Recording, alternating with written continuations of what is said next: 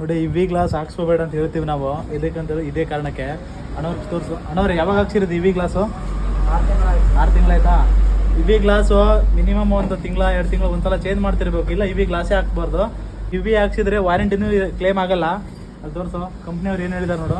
ಇಲ್ಲಿ ನೋಡ್ರಿ, Vivo does not cover damage ಅಂತ. ಇವಿ ಹಾಕಿದ್ರೆ ಸಪೋರ್ಟ್ ಆಗಲ್ಲ ಅಂತೇಳಿ ಎಲ್ಲ MI ವಿವೋ ಎಲ್ಲ ಕಂಪ್ನಿಯವ್ರು ಹೇಳ್ತಾರೆ.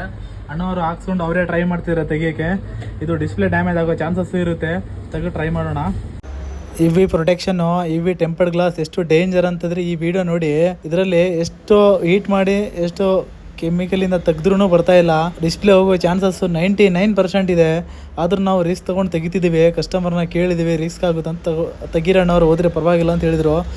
ನೋಡಿ ದಯವಿಟ್ಟು ಈ ವಿಡಿಯೋದಲ್ಲಿ ಹೇಳೋದು ಇಷ್ಟೇ, ನಾನು ಯಾರು ಇವಿ ಪ್ರೊಟೆಕ್ಷನ್ ಹಾಕ್ಸ್ಕೊಳಕ್ಕೆ ಹೋಗಬೇಡಿ. ಅದ್ರ ಬದಲು ಮ್ಯಾಟ್ ಗ್ಲಾಸು, ಕ್ಲೀನು, ಪೇಪರು ಅಂತ ಮಾರ್ಕೆಟಲ್ಲಿ ತುಂಬ ಸಿಗ್ತವೆ. ಅದನ್ನ ಹಾಕ್ಸ್ಕೊಂಬಿಡಿ. ಇವಿ ಹಾಕ್ಸ್ಕೊಂಡ್ರು 1 ತಿಂಗಳ 15 ದಿನ 1 ತಿಂಗಳ 2 ತಿಂಗಳ ಒಳಗೆ ಚೇಂಜ್ ಮಾಡಿಸ್ಕೊಳ್ಳಿ.